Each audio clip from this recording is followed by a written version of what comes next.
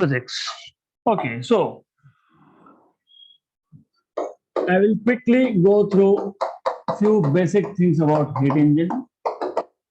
सबसे पहले by this time आपको पता होना चाहिए heat engine क्या होता है. Heat engine is a device which converts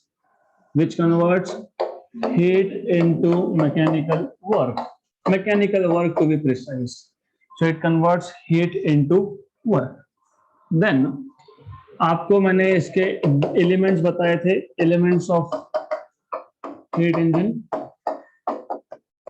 elements of heat engine, you know, heat engine का पहला element is working substance.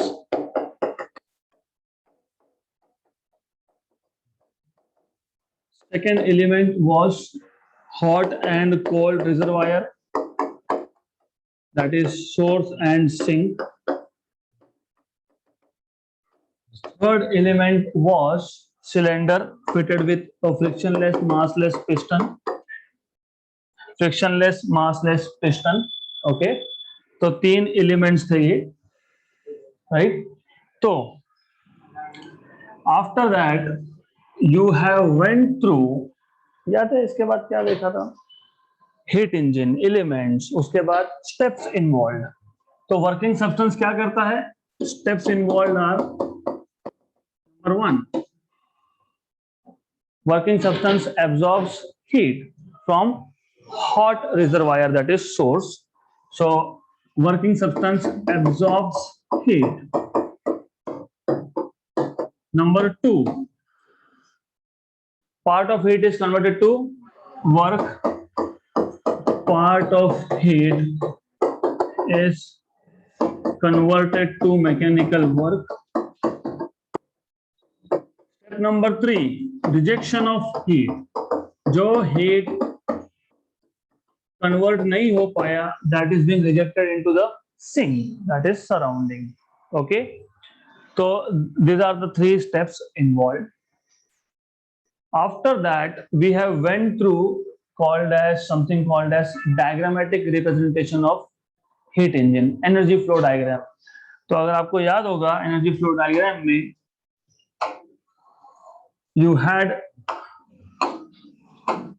source, you had sink,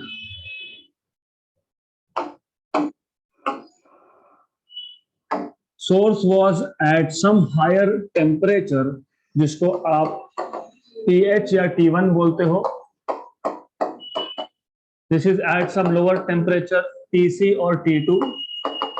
Then you have heat pipelines.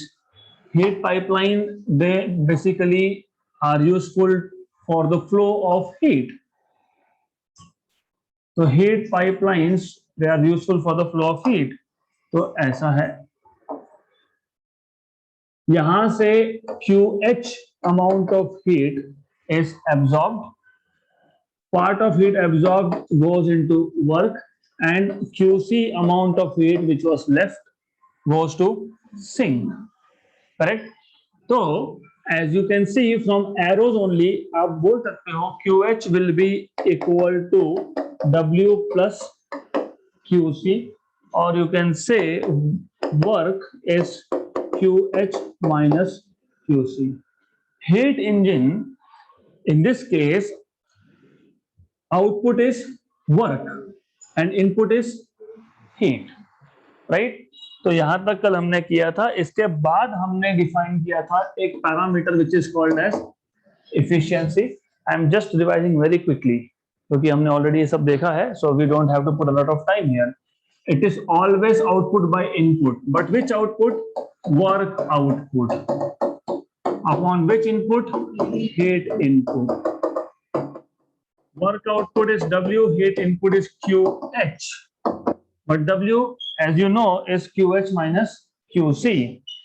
So work, this is QH minus QC upon QH. So this is 1 minus QC by QH. Okay, right. इसी को आप temperature के term में लिखोगे तो 1 minus TC by TH. This was all about heat engine basic. Elements, idea, elements, steps, energy flow diagram, equation. एक चीज रह गई, पीवी डायग्राम, साइकिल। देखो साइकिल जो है, पीवी डायग्राम मतलब हीट इंजन सारे के सारे काम एक ही करते हैं, but it may go through different types of processes. Example, इन सबका काम एक ही है, क्या काम है? मैकेनिकल वर्क एज आउटपुट लेना, सारे के सारे, सिर्फ स्टेप्स कैन बी डिफरेंट। तो सम हम सबसे पहले जनरल पीवी डायग्राम की बात करेंगे। हीट इंजन इन जनरल, मैंने यहाँ पे Carnot engine, petrol engine, diesel engine, steam engine कुछ नहीं बोला है, मैंने बोला it is general heat engine. तो it starts with some initial state A. तो हमारा जो वर्किंग सब्सटेंस है, मतलब या तो गैस होगा, अगर आप पेट्रोल या डीजल इंजन की बात कर रहे हो तो fuel vapour along with air होगा, स्टीम इंजन की बात कर रहे हो तो स्टीम होगा, राइट। और अगर स्टीम इंजन की बात कर रहे हो तो वो एक्सटर्नल कंबशन इंजन था, मतलब आप एक्सटर्नली वर्किंग सब्सटेंस को हीट करके इंजन में सप्लाई करते हो। अगर आप पेट्रोल या डीजल इंजन की बात कर रहे हो तो वो इंटरनल कंबशन इंजन है, जो इंजन के अंदर ही वर्किंग सब्सटेंस को हीट करेगा। So whatever it is, you have working substance which is at some initial state. You can give some value V1 P1. I am not writing values here. सबसे पहले हमने एक ऐसा straight line draw किया था, हमने बोला था सबसे पहले A से B जाएगा without increase in volume.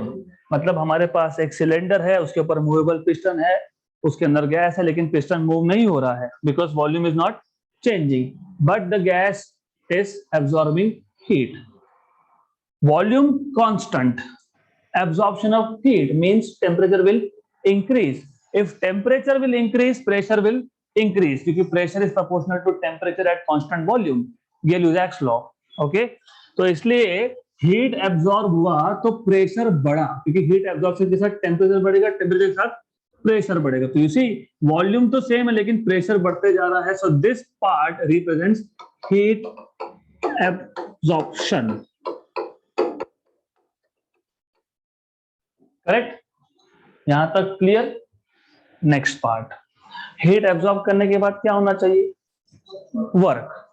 Work कौन करेगा? गैस। मतलब गैस क्या होगा? एक्सपांड। गैस एक्सपांड होगा तो पिस्टन को ऊपर मूव करेगा, और पिस्टन के साथ जो कुछ भी आपने ज्वाइन करके रखा है, it will be given to the engine as mechanical work. तो एक्सपांशन मतलब volume increase is accompanied by decrease in pressure. तो increase in volume but decrease in pressure from B to C. This is work done by the gas. Work done by the gas. This is expansion. Okay, right? Good. इसके बाद do you remember steps? Absorbs heat, then part of it is converted to work. Rejection of heat. जो heat बच गया उसको क्या करना है? Reject करना है। हीट रिजेक्ट करना है मतलब टेम्परेचर कम होगा, टेम्परेचर कम होगा मतलब प्रेशर भी कम होगा eight constant volume. So you have something like this. ये आ गया आपका point D. This part is heat rejection, right? Good, हो गया काम, राइट? काम हो गया लेकिन आधा अधूरा। By cyclic process. So you have to take the system back to initial condition. देखो ये initial condition पे वॉल्यूम कुछ और था, यहाँ पे वॉल्यूम कुछ और है, नहीं चलेगा। मतलब आपको कंप्रेशन करना पड़ेगा क्योंकि ज्यादा वॉल्यूम है ना डीप। At point D you have more volume compare to initial, तो you have to compress the gas now. So this is work done on the gas. So this is how heat engine works. Work done on the gas, which means compression. Okay, तो ये था आपका PV diagram for a heat engine in general, right? Clear यहाँ तक? Is it clear? ये नहीं समझेगा तो आगे कुछ नहीं समझेगा। So now it is time for us to start with first type of heat engine, ideal heat engine बोल सकते हो इसको, Carnot engine. Okay, so as you know what is heat engine, मैंने अभी भी बताया, it is a device by which you convert, it is made to undergo cyclic process that results in conversion of heat into mechanical work. Then you already know main parts.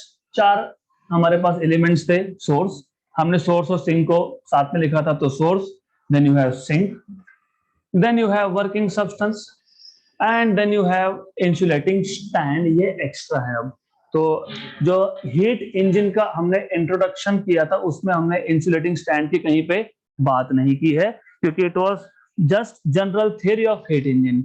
Carnot engine में you have 4 elements now. You have source, sink 1, दूसरा cylinder fitted with a piston, तीसरा working substance, चौथा insulating stand. Okay, so insulating stand, as you know, it insulates the working substance from the surrounding. उसका काम ही ये है. क्या काम है इसका? वर्किंग सब्सटेंस को, वो सिलेंडर को जब मैं इंसुलेटिंग स्टैंड पे रखूंगा, अगर आपको याद होगा परसों का लेक्चर, डे बिफोर यस्टरडे, मैंने आपको बताया था ये जो आपके पास सिलेंडर होता है, इसके जो वॉल्स हैं और जो पिस्टन है, ये नॉन कंडक्टिंग है. सिर्फ इसका जो बेस होता है वो होता है कंडक्टिंग. मतलब बेस से सराउंडिंग के साथ एक्सचेंज इज स्टिल पॉसिबल. हमको सराउंडिंग से इसको कंप्लीटली आइसोलेट करना है, तो ये आइसोलेट करने के लिए हम इंसुलेटिंग स्टैंड का यूज करते हैं. The moment you keep this cylinder on that insulating block, working substance is completely isolated from the surrounding. Is it clear? Good. तो आगे हम डायग्राम की हेल्प लेंगे, but for the timing you just need to know this. Good. So here we go. You have 4 different parts. Source at temperature T1 या TH, higher temperature. You have insulating stand. You have sink at temperature T2 or TC, and you have piston. It is insulating also. Walls, they are also insulating, but base of this cylinder is allowing exchange of energy, and inside you have working substance. And मैंने बोला Carnot engine is type of ideal engine, or ideal engine should be filled with ideal gas. So same diagram again, वही diagram है जो हमने यहाँ पे use की थी. This one only represented in a different way. So this diagram is same. QH amount of heat is taken from hot reservoir. Okay, उसमें से कुछ मैकेनिकल वर्क आउटपुट होगा.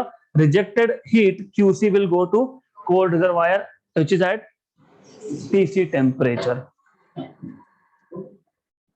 Same diagram again in a different way. Good. Now as I told you, Carnot engine is ideal engine. Ideal engine क्यों? क्योंकि basically इसका efficiency theoretically can be as high as 1. Efficiency 1 का मतलब क्या है? If I say efficiency is equal to 1, ideal. लेकिन इसका मतलब क्या है? Work output equal to heat input. जितना हीट दिया है आपने, पूरा का पूरा मैकेनिकल वर्क में कन्वर्ट हुआ, राइट? इसका मतलब ये रहेगा ही नहीं यहाँ पे. Whatever amount of heat is absorbed is directly going as work. Okay, which violates second law of thermodynamics. So according to second law of thermodynamics, mechanical work can be completely converted to heat, but heat cannot be completely converted to mechanical work. तो ideal engine ऐसा कुछ होता नहीं है, but Carnot engine has high efficiency, and efficiency of Carnot engine can be as high as 1. तो इसका मतलब ये है कि Carnot engine ideal engine है क्योंकि इसका efficiency है maximum, right? And as I told you earlier, ideal engine मतलब ideal gas will be used. क्यों? क्योंकि ideal gas में और एक चीज है. What is there in the ideal gas? Molecules of ideal gas, they are non-interacting, so there is no potential energy also. Correct? ये याद रखना। एंड आइडियल इंजन में there are no dissipative forces. What do you mean by dissipative forces? Dissipative forces,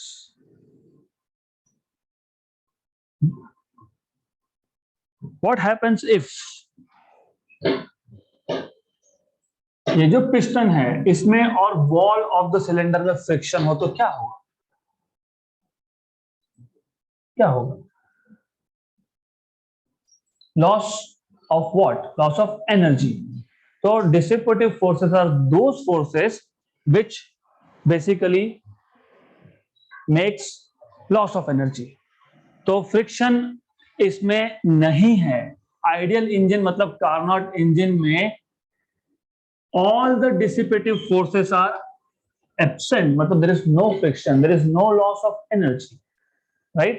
ऐसा कभी होता नहीं। कभी कभी भी याद रखना, 11 में बेसिक्स में आपने सीखा था, you have learned types of forces, contact forces, non-contact forces. Non-contact forces are like gravitational force, जहां जरूरत नहीं है दो ऑब्जेक्ट्स को कांटेक्ट में लाने की, force is still there, G m1 m2 by r square.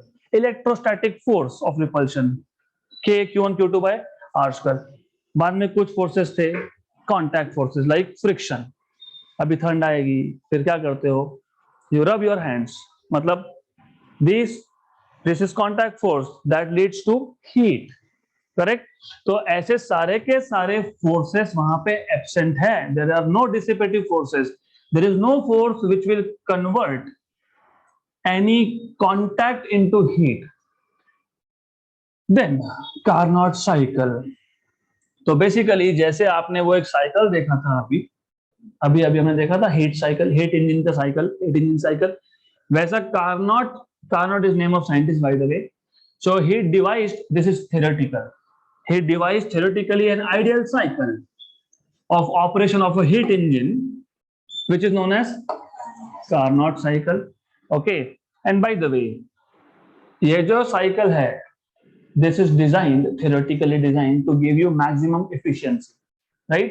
तो बाकी सारे के सारे हीट इंजन्स बनाने वाले जो भी मैन्युफैक्चरर्स होंगे they try to reproduce this, they try but they cannot get efficiency as one, पर 0.9596 तक भी जाता है efficiency, right? So again in one complete cycle of operation there are 4 different thermodynamic processes. ये हमने already discuss किया है day before yesterday, but I want to go into details now. That was rough introduction. So याद रखना, चाहे वो heat engine का general cycle हो, this one, it involves 4 steps: heat absorption, expansion, heat rejection and compression. Similarly, Carnot's cycle also involves 4 thermodynamic processes. Okay, सबसे पहला isothermal expansion. जो हमने हीट इंजन का साइकिल देखा था उसमें पहला प्रोसेस क्या था? Heat absorption at constant volume. तो this is the first difference. यहां पे पहला प्रोसेस कौन सा है? Isothermal expansion. इसका मतलब अब क्या करोगे? इसको उठा के सोर्स के ऊपर रखोगे, राइट? क्यों? थिंक ऑफ इट, गैस को एक्सपांड होना है, राइट? मतलब पिस्टन को ऊपर मूव करेगा, तो work is done by the gas. If work is done by the gas will use its own internal energy, मतलब the gas will cool down. फिर ये isothermal कहां से हुआ? That is why इसको सबसे पहले आप रखते हो सोर्स पे. तो ये सोर्स से एनर्जी हीट के फॉर्म में एब्जॉर्ब करेगा and it will move the piston up, मतलब it will lead to expansion. तो सबसे पहला स्टेप है, first process involve is isothermal expansion. तो आइसोथर्मल एक्सपांशन में ये सिलेंडर कहां पे होना चाहिए? Should be kept on the source. Okay, so that is the first step. And as I told you, Q1 amount of heat is absorbed. You can say QH also. नाम में फर्क नहीं पड़ता। The amount of heat absorb is Q1 और QH। तो the working substance absorbs Q1 और QH amount of heat. Heat is absorbed. Of course, कहां से? From the source. Good. Then जितना हीट एब्जॉर्ब किया पूरा का पूरा यूज कर दिया एक्सपांशन में, so there is no increase in temperature, so hence this process is called as isothermal. But since volume is increasing, pressure will decrease because expansion at constant temperature follows Boyle's law. P is inversely proportional to V. V बढ़ेगा तो P कम होगा, तो volume increases but pressure decreases. Good. तो this can be shown, मैंने बताया था अभी, you remember heat engine के साइकिल को हमने यहां से स्टार्ट किया था, फिर यहां से ऐसा गया था, यहाँ in this case no, it starts from some state A which is at initial volume V1, initial pressure P1. The gas expands मतलब volume increase होगा तो pressure कम होगा, volume is increasing but pressure is decreasing. Temperature change हो रहा था क्या? नहीं। तो P2, V2 and T1, right. तो हमने यहाँ पे बाय द वे ये पहले लिखना चाहिए, कोई फर्क नहीं पड़ता वैसे, बिकॉज एक्स एक्सिस की वैल्यू हम पहले लिखते हैं, तो V1 P1 T1 V2 P2 T2 कोई फर्क नहीं पड़ता है। So important is T1 at the end of first thermodynamic process, isothermal process, temperature is still the same. This is what is important, right? Now, additionally, what I am expecting from you is that you should tell me, मुझे बताओ कि work done का formula क्या आएगा isothermal process. So what will be work done from A to B? What was formula of work done in isothermal process? nRT1, क्योंकि ये पूरा का पूरा आइसोथर्म है, मतलब पूरा का पूरा एट टेम्परेचर T1 है, log of final to that of initial. Clear? कोई डाउट यहाँ पे? Good. Next was, second step was adiabatic expansion. मतलब आप क्या करोगे, आप अब जो ये आपका सिलेंडर है इसको आप रखोगे इंसुलेटिंग स्टैंड पे एंड थोड़ा टाइम के लिए छोड़ दोगे। तो first of all when you keep this on insulating stand, working substance is isolated from the surrounding, there is no exchange of heat but it is still expanding. इसको आप बोलते हो एडियाबैटिक एक्सपांशन। कहीं से हीट नहीं लिया फिर भी एक्सपांड हो रहा है, क्या यूज करके होगा? इंटरनल एनर्जी, मतलब the gas will cool down, मतलब now there will be fall of temperature. So second process from B to C, adiabatic expansion. Expansion मतलब volume will increase, तो volume will increase and pressure will decrease. And since exchange of heat is not allowed, मतलब खुद का energy use किया तो temperature will also fall down from T1 to T2, right? Clear? So this is adiabatic expansion. Now you need to tell me what is work done in this case. Work done from B to C. और work done होगा क्योंकि यहाँ पे volume change हो रहा है।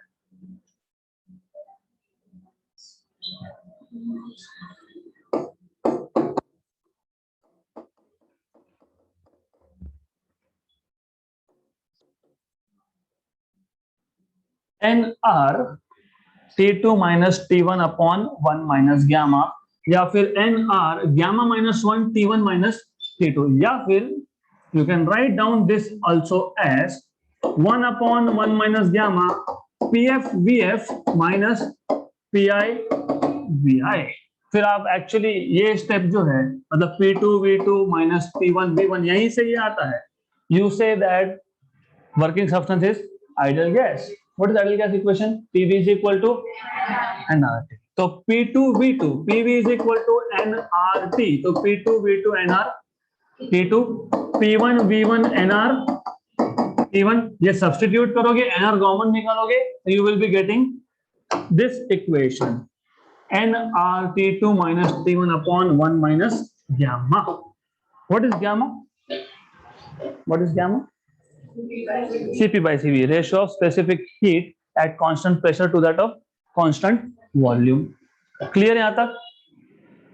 Is it clear? Good. अगला step होगा आपका isothermal compression, right? मतलब you want to reject some heat which you took from the source but you were not able to convert into work, तो आपको वो कहीं ना कहीं वापस देना पड़ेगा, तो you give it to the sink. As far as your vehicle is concerned, sink is environment, इसलिए वो साइलेंसर के पास में खड़े नहीं रहना. क्यों? क्योंकि वो जो हीट इंजन जो हीट बाहर दे रहा है उसमें हमने क्या सिंक लगाया है क्या? Did we put some ice there? तो कहाँ जाता है हीट? Surrounding, right? गुड. तो then the cylinder is kept in contact with the sink and then, क्योंकि आपको हीट को बाहर भेजना है, कैसे हीट को बाहर भेजोगे?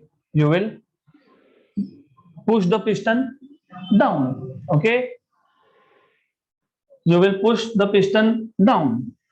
तो यहां पे आने के बाद इसको यहां रखोगे, अपने आप तो हीट जाएगा नहीं ना बाहर. क्यों नहीं जाएगा?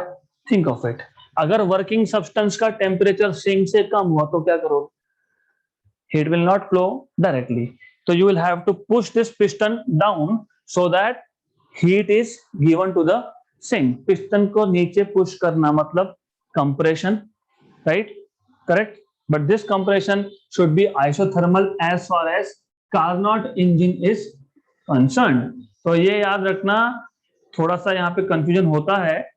आप बोलोगे फिर हम तो heat दे रहे हैं, तो फिर temperature कैसे constant रह रहा है? This is a point of confusion. होना चाहिए confusion. मैंने क्या बोला? हमको हीट को सिंक में भेजना है. क्यों? कौन सा हीट? जो वर्क डन में कन्वर्ट नहीं हुआ, वो heat. Correct? So here this is important thing.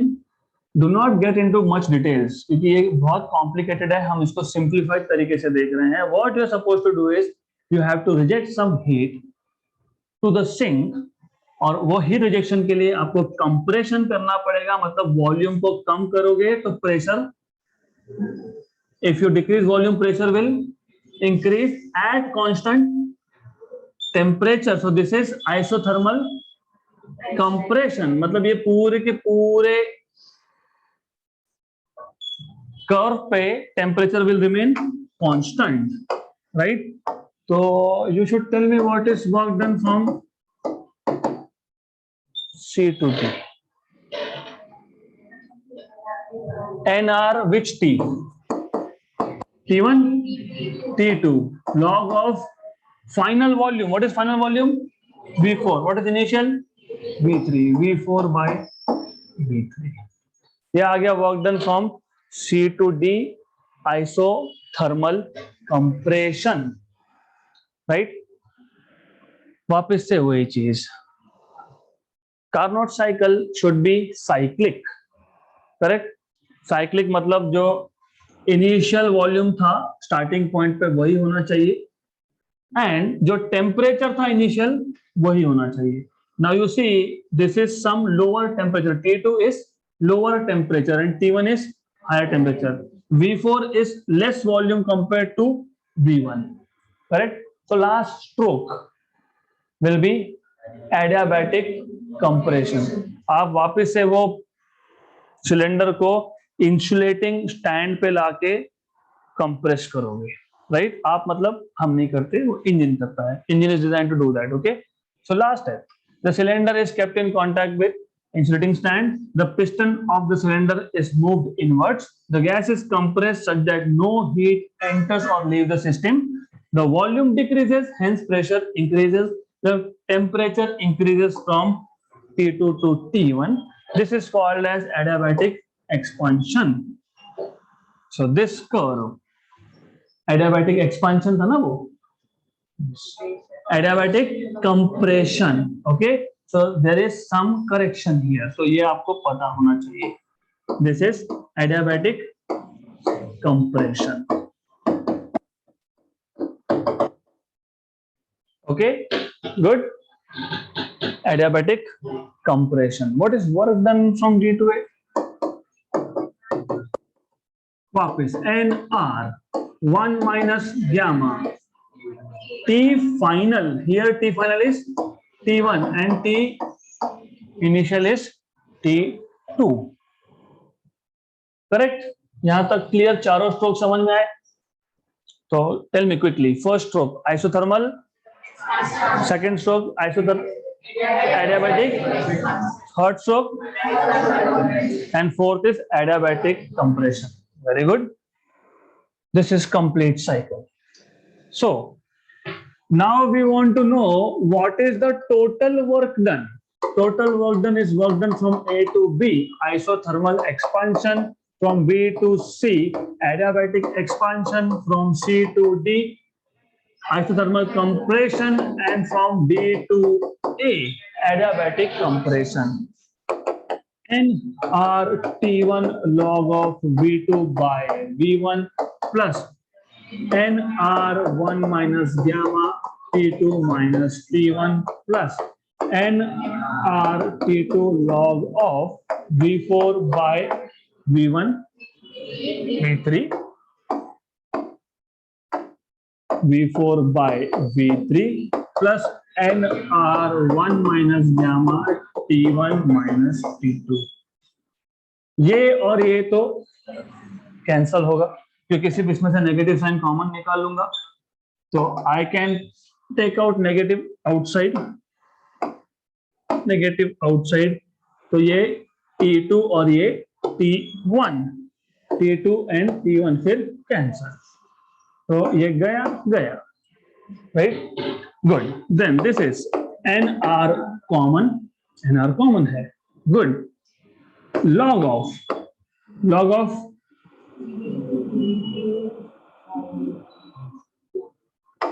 Quick, NR common है.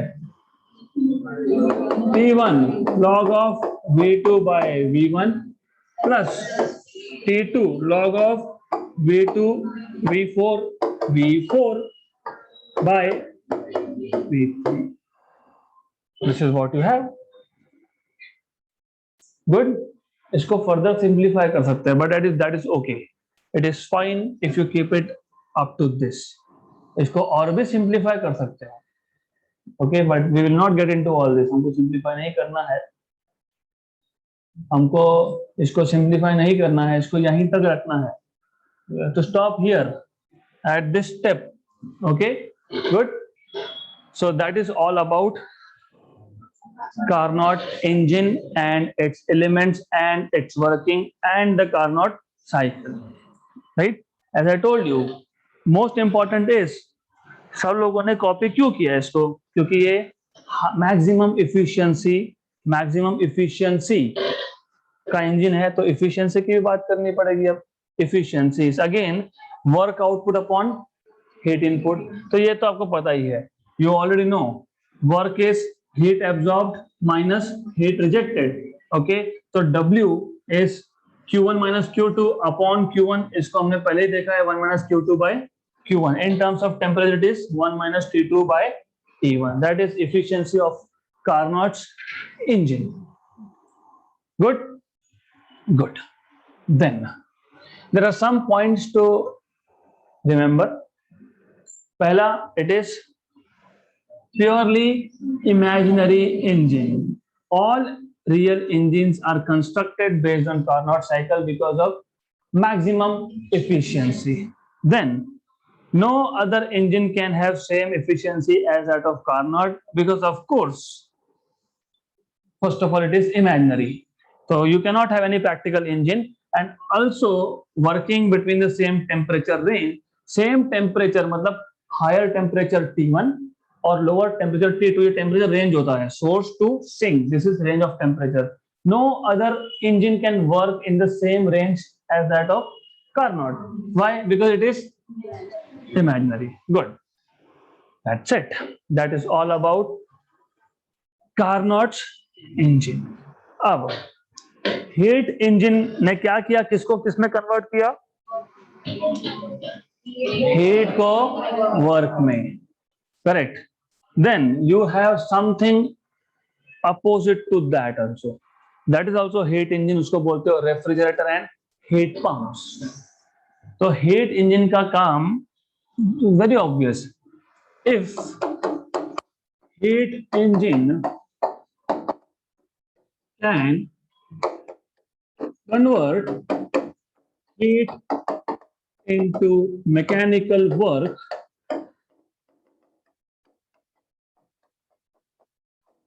it can also convert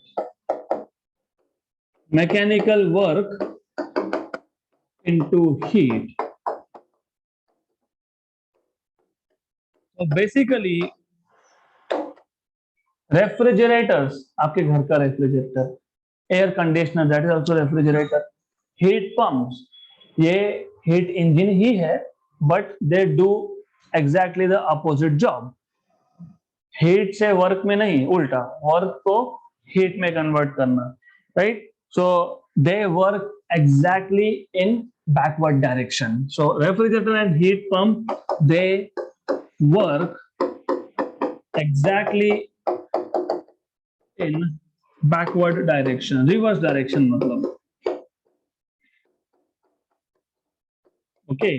basically ऐसा क्यों है और बाद में देखेंगे. हीट, हाँ चलो यहीं पे है. Heat flow from colder region to hotter region. By the way, all of you must be knowing, temperature जहां पे हायर होता है और टेम्परेचर जहां पे लोअर होता है, heat always flows from to lower temperature region. जैसे current always flows from higher potential difference to higher potential to lower potential. Wind always flows from higher pressure to lower pressure. वैसे ही heat flows from higher temperature to lower. Imagine आपके घर में refrigerator है. क्यों use करते हो refrigerator? You want a chamber जहां पे उसके अंदर you should have lower temperature. कितना lower? 5 degree, 6 degree, 60 degree. Deep fridge की बात कर रहे हो तो 0 degree. Correct. Have you ever thought कि ऐसा कैसा हो गया कि हमने एक मशीन लगा दिया और अंदर ठंडा होने लग गया? When you turn on air condition, it is nothing but you are using heat engine, but that works in, मतलब क्या? मतलब एक रीजन है जो ऑलरेडी लोअर टेम्परेचर पे है, उससे और हीट निकाल के आप हायर टेम्परेचर रीजन को दे रहे हो. ऐसा तो हो नहीं सकता. Right. So first of all, practically it is not possible that heat will flow from lower temperature to higher temperature region, right? So heat can never flow from colder to hotter region. We know that, and I'm expecting that we know this, all of us. What do we know? Heat can not flow from lower, मतलब colder region, lower temperature region to higher temperature region. Okay? इसमें सिर्फ एक extra word, एक दो तीन extra word हम लोग add कर देंगे. Cannot flow from lower temperature region to higher temperature region on its own. अपने आप हीट लोअर मतलब कोल्डर से हॉटर रीजन में जाएगा नहीं, अपने आप नहीं जाएगा, तो जबरदस्ती करना पड़ेगा. We have to force it, right? तो उसको फोर्स करेंगे. But we can force heat to flow from colder to hotter region. So this is by force. So that is what is refrigerator. तो अब हम इन डिटेल देखेंगे how heat can flow from a colder region to a hotter region. Okay, तो ये क्या है ये हम बाद में देखेंगे। इसके बाद हम आपके घर के रेफ्रिजरेटर का ब्लॉक डायग्राम देखेंगे। Will see what is condenser. What is condenser? Condenser ना, रेफ्रिजरेटर का कंडेंसर होता है, कंडेंसर होता है, राइट? कंडेंसर होता है, कंडेंसर होता है, क्या बोलते हैं उसको? Compressor. It is not condenser. Condenser is what? Capacitor, जो आप वो फैन में डालते हो। Okay, compressor is what? जब वो आप फ्रिज के पीछे खड़े रहोगे तो एक ऐसा नेट लगा होता है and continuously you feel some heat is coming out, that is compressor. Okay, so we will also see complete block diagram of refrigerator, but not today, in some other session, maybe tomorrow. Important is energy flow diagram. हमें energy flow diagram समझना है सबसे पहले, और हमको compare करना है with heat engine. तो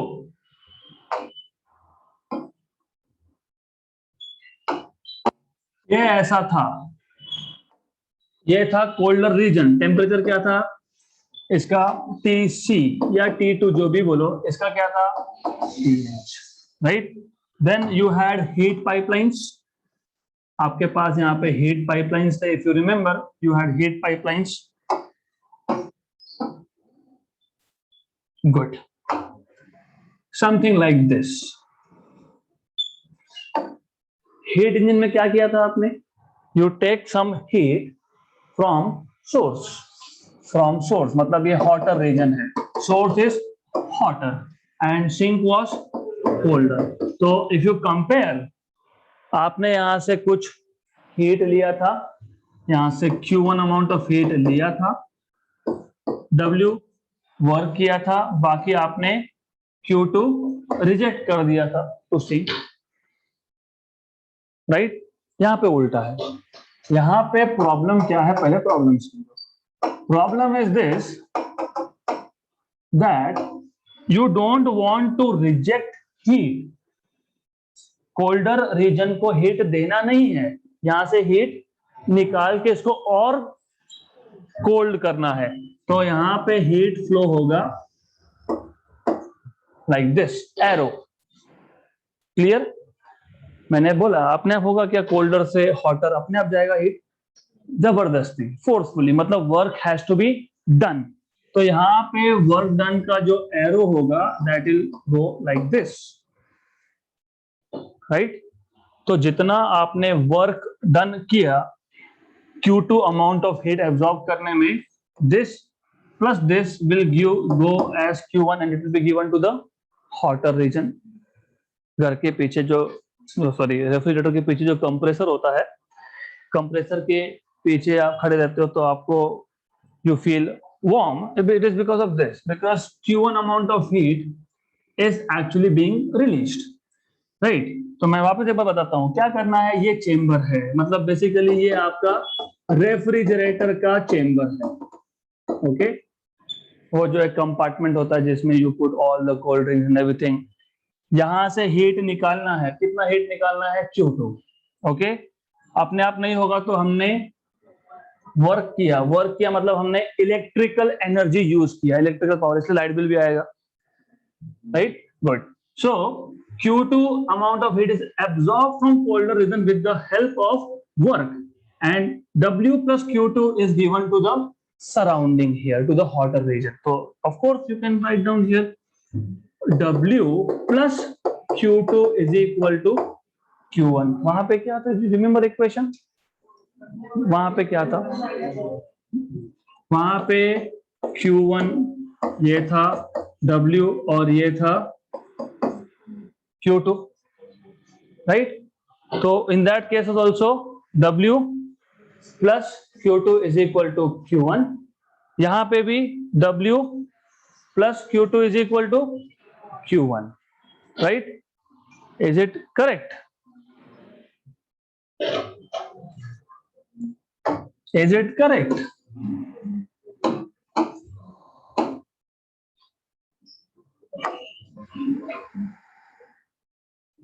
Have you understood these arrows? Concept क्या करना है, हीट निकालना है। कहां से, एक चेंबर से, वो चेंबर ऑलरेडी लोअर टेम्परेचर पे है, जबरदस्ती Q2 हीट निकालना है, तो आपने क्या किया, वर्क किया, राइट, वर्क किया ना। यहाँ पे वर्क इनपुट है और हीट आउटपुट है, तो this is right, this is not wrong, this is right. तो equations are turning out to be same. Is it clear? Good. तो इफिशियंसी हम बाद में बात करेंगे, but there is something called as coefficient of performance of refrigerator, that also will discuss in details in next session.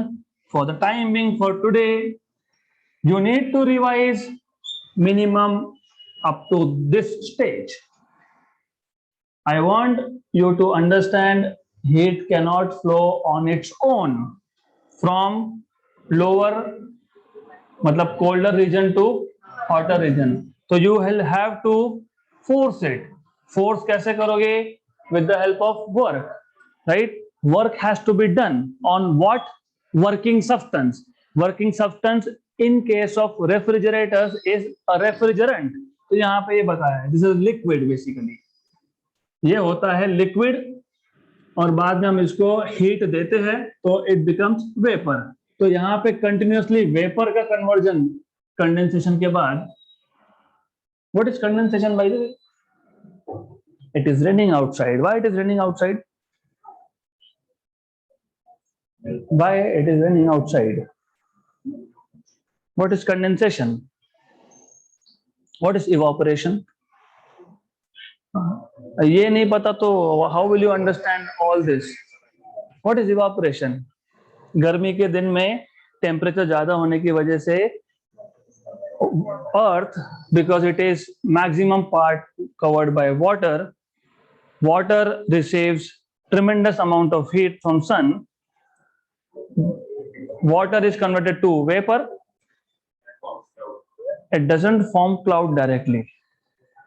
Vapors at a higher temperature, more thermal energy, so those molecules are away from each other. As they go up, they lose heat, they come closer and closer and closer. Then at suitable temperature, these molecules again change their phase from vapor to water, right? That is formation of cloud. Okay, good. फिर कभी कभी hailstorm होता है, over condensation होता है, so liquid to solid state. तो ये पता होना चाहिए, क्योंकि रेफ्रिजरेटर में अगर आपको पता है कि हॉट रीजन और कोल्ड रीजन में रेफ्रिजरेंट का फॉर्म क्या है, यू सी, हम एक पाइपलाइन डालते हैं रेफ्रिजरेटर्स में, उसमें एक वर्किंग सब्सटेंस होता है जिसको आप बोलते हो रेफ्रिजरेंट। ओके, तो वहां पे कंटिन्यूअस फेज चेंज होता है। जिस चेंबर को आपको कोल्ड करना है, फ्रिज के अंदर का जो चेंबर है उसको कोल्ड करना है, तो जब वहां पे रेफ्रिजरेंट जाएगा कोल्ड रीजन में, इट विल एब्जॉर्ब हीट। कहां से? अंदर से, रेफ्रिजरेटर के अंदर से हीट एब्जॉर्ब करने के बाद इसका फेज ट्रांसफॉर्मेशन होगा into vapours. Then this vapour, refrigerant in the form of vapour, goes into hot region, compressor के बाहर। That refrigerant gives off heat, किसको? To the surrounding. Heat loss होने के बाद क्या होता है? Condensation. So it will again become liquid, and when it goes again inside the chamber, it absorbs and again becomes vapor.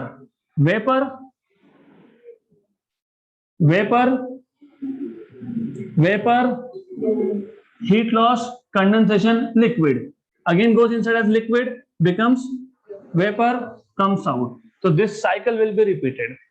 Okay, so we'll talk about this in details in the next session.